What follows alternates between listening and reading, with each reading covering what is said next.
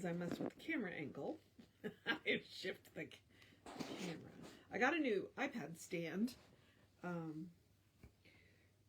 just haven't gotten it out of the package yet because it came yesterday, and it looks like a kickstand from a bike. We'll see if it's any good or if I just, spent $10 for nostalgia. I don't know. It looked like an interesting one. All right. And I did get to go to the park today. There were soccer kids in the park, so the squirrels were not having it. And we saw one blue jay. Well, I think we saw one blue jay twice.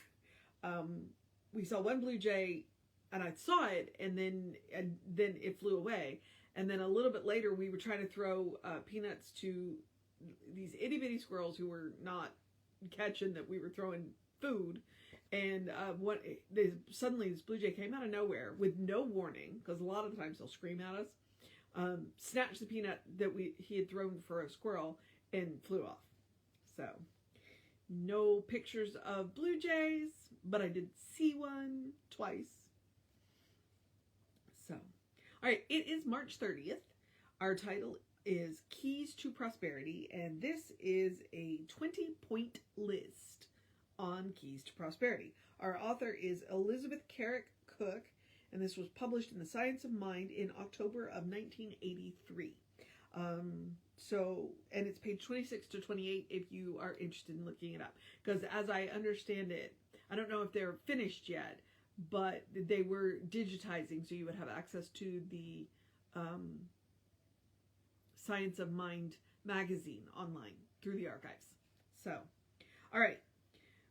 20 dynamic ideas you can use to attract more money into your life. 1. Get rid of fear with denial and affirmation, and everything else will come along in due order. 2. Realize that everything you need exists at this present moment. 3. List the number of things you want to reverse each day. 4. Reverse the belief in a mind other than God. 5. Reverse the false economic beliefs of the race. There's not enough to go around. 6. Reverse the belief in competition. There is enough to go around. 7. Reverse the belief that money itself has power. Money's just an idea.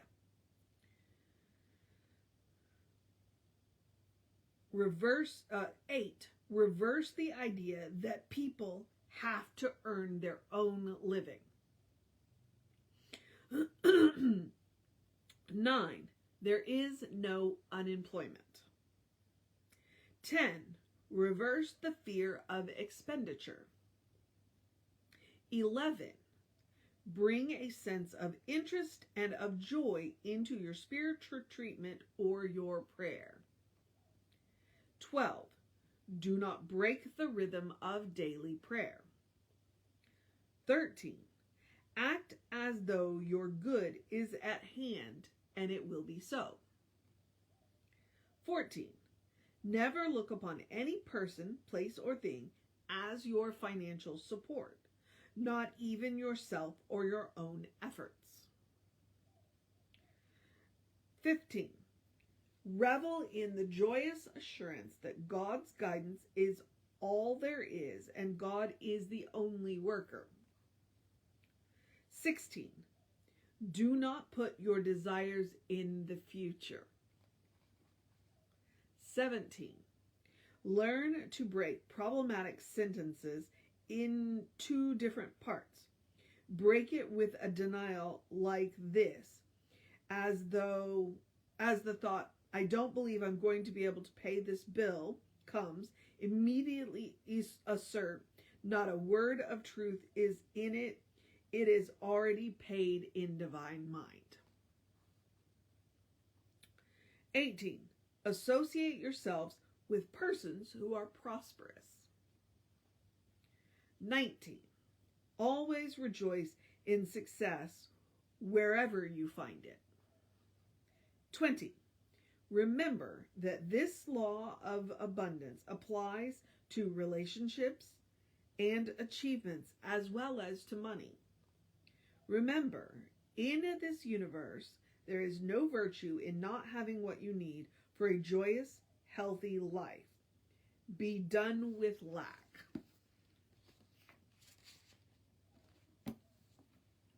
Oh my goodness, I like that she ended like that. Simply because there is a Christian teaching about poverty, about how if you deny yourself in this life, or it's denied to you in this life, you'll be rewarded in the next life. And honestly, I think that was a bogus idea started by the elite in the Middle Ages to keep the serfs, the peasants, you know, that class of people. They didn't want them to aspire to more. It's like, look, you're going to be rewarded in heaven. You don't need to be rewarded now. Just do your work. Be quiet, do your work, and you'll be well rewarded in heaven. And no, you know, it's not that they won't be rewarded in heaven, but God didn't put us here to suffer. Honestly, God did not put us here to suffer. And I couldn't restrain myself. I did comment on a couple of those, especially the reverse, the beliefs, giving examples. Because she wasn't giving examples, and I'm like, yeah, I don't want to go back through all 20 of these and give examples. So I gave some examples, and then a couple of times she gave examples, so that was helpful. Especially about using the denials. Sometimes we do have that thing. We stop and think, well, how am I gonna do this? And so that's where she says denials and affirmation. There's no truth in, there's no truth in lack. I know that it's already paid in divine mind. And that's why she says, don't futurize yourself. And that's one of those things, because Jesus said it. Pray as if you have it now. Speak as if you have it now. And that's one of the keys to the prosperity is don't put it in the future. I will have. Don't I will have. Say I have now. I have now. It just may not be right here. It already exists. And that's one of those things that can be very helpful when you're doing your treatment and you're treating for something and you're trying to say I have, it's like I have it now. Okay, well that might be a little hard, but knowing that it exists, it already exists. Even if the only place it exists is in the mind of God, whatever good you're desiring already exists. And that will help you put it more in the present tense. Prosperity work is always, interesting. And she made this one clear. She's talking about money here. Money isn't real. Money, it has no power in and of itself. Money is an idea. Money is an agreement. It is an agreement that we have made about value. And so it's one of those things that you want to, when we talk about prosperity, I get all kinds of, because it's not just about money. I don't even think it's in large part about money. I think money's just part of it. Because it's the example that everybody, when you think prosperity, almost everybody immediately goes to, money. And I'm like, no, I really think prosperity is more about the richness of life. And then I'll lean back on Raymond Charles Barker. Prosperity is the ability to do what you want when you want. So, but I don't disagree with any of her keys. Absolutely don't disagree with any of her keys. There's a couple of them I was like, and I know you saw my face because I don't have an inside face, that I think are a little weird and I might need to go back and think about a little bit. And I like that she said, don't break the rhythm of daily prayer. It's like, you don't have to treat about money every day, but make sure that you're doing your spiritual work every day. Make sure that you're treating every day, that you are doing those affirmations every day. And sometimes you just want to affirm about the good, you just want to affirm the goodness of life. And other times you might have specific things that you're treating about. But that's one of those things. There's a song right now that's going around. The artist's name is Jelly Roll, and it's Need a Favor. And he says, I only talk to God when I need a favor. And it's like, don't use God as your last resort. Don't use God as your last resort. Don't use spirit as your last resort. Use it as your first resort. One of the things that we are taught in New Thought, in practitioner training and ministerial training, is no matter what the problem, whatever the problem is, whatever the situation is, go to God first. Go to the divine first, because everything that you need already exists in the divine. And so you go to the divine and you say, this is what's going on, and then the pieces will start moving. And then you can go, and then, then the pieces will start moving. And so when you go to people, the people that you need will already be on their way to you. They may not know it, you may not know it, but y'all will come together and things will be said, and you will have the information you need to take care of whatever the situation is. So, it's like, don't need a favor. Don't use the divine as your last resort. The divine should always be your first resort. So I think that's the one. Don't break the rhythm of daily prayer. That one was my favorite. All of them are really good. I commend them to you, the Keys to Prosperity. Like I said, the Science of Mind Archives is working on a project of digitizing the Science of Mind, so you can go and read this from that, or it's in the book, my book. Try it. That's why I told you it was October of 1983, the Science of Mind magazine. So go to the Science of Mind archives online and see. All right. What was I about to say? If I'm going to give you a mission today, I'm going to go back to that, because the keys are all wonderful. And she gives you kind of that mission at the end, the remember. Remember, in this universe, there's no virtue in not having what you need for a joyous, healthy life. Be done with lack. Okay, that's her mission. And I would say my mission is, I didn't mention the reverse the fear of expenditure. Don't be afraid to spend the money. Don't do it rashly, spend the money wisely, but don't be afraid to spend the money. That's that reciprocity. It's like, as you send it out, it'll come back to you. Okay, I forgot that one. All right, so the mission today, should you choose to accept it, is I like number 12. Do not break the rhythm of daily prayer. All right? Do not break the rhythm of daily prayer.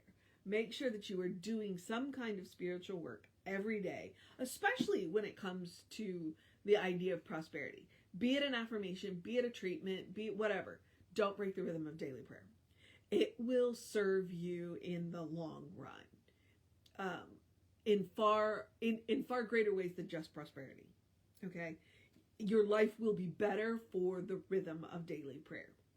So, or you can use the word treatment or affirmation, whatever word you want to use. But that would be the mission today, should you choose to accept it. I'm also going to remind you the other mission today, which is the spiritual practice of self-care. Okay? Do something loving for yourself, do something kind for yourself, do something compassionate for yourself. Be it one thing, be it three things, be it all the things. I will remind you that I like to say take a walk, take a nap, take a break. Those are my jumping off points. I also want to remind you that joy is a quality of God. No matter what is going on in the world, you still deserve joy. So make room for joy. And I haven't said this in a while, but eat dessert first. Okay? As it is a Holy Saturday, I think it's Holy Saturday. It's Good Friday, Holy Saturday, and then Easter Sunday. I commend that to you as well. Whatever it is that you are going to do today to prep for your Easter tomorrow.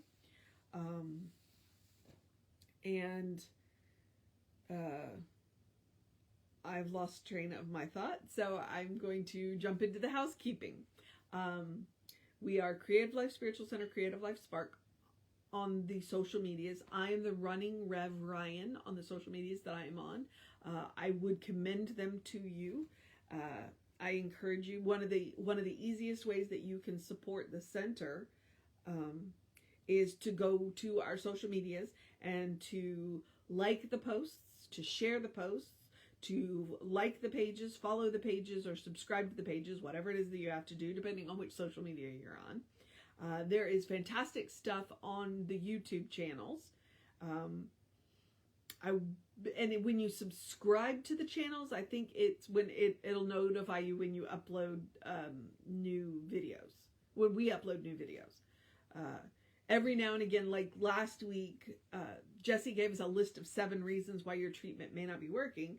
And so I pulled them out and put them up individually. So you can, you know, if you just want to hear it and think about it, it's because he talks fast. So it's like I broke them out into little individual and I put them up on Facebook, Instagram, and the YouTube channels. And in the YouTube channels, they're in a playlist. So I don't think I named the playlist really well though. So I need to go tool with that. So, I try and make that stuff available. Like if Jesse says something really incredible in the service, I'm trying to break it out and put it up. So, on the social media. So if you can like it and share it, that would help us out because it bumps us in the algorithms. All right, beloveds. If you want to know what's going on with the center, email info@creativelife.org. That will get you on the constant contact, and the hot links are hot. They'll either take you right to the information you want or to the person that can help you get it. Okay. Yeah, that's where I'm at. Okay. And I guess I'm at the part where I get to encourage you to have a great day, a wondrous day, a fantastic day, a magical day, an enchanted day, a wonder-filled day, an awesome day, an amazing day, a catter day. And if you don't have a cat, you know, cuddle whichever being you have in your house, whatever, be it 4 legs or winged or, you know, 2-legged, because most of us have at least one 2-legged in our house. A good, this is what happens when I get out of rhythm, right? So have a catter day, have a contemplative day, have a preparatory day, have a restful day, have a prayerful day, have a compassionate day, have a good day, and if that is too much pressure, simply have a day. You are enough just as you are. You are a beloved expression of the divine. You are a brilliant spark, you're a brilliant light, a divine spark, spirit in motion, God in action, or as Reverend Jesse likes to call us, a godling. I'm just all off my game today. It's okay. Fortunately, I have nothing I have to do today. I'm going to take that catter day and spend the day cuddling with my cats. This is my rest day. So, take care of yourself. Know that you are loved. Get to know who the divine knows you to be, okay? That's a good thing to do on your rest day. Contemplate you. And Reverend David will be on around 5 p.m. with you. I will be back with you around 9 a.m. And then since today is Saturday and tomorrow will be Sunday, at least in 2024, because that's when this was recorded, we will have an Easter service for you. So please join us either in person or on Facebook Live, whichever, and join us for that Easter service. All right, beloveds, take care of yourself, know that you are loved, and I will see you next time.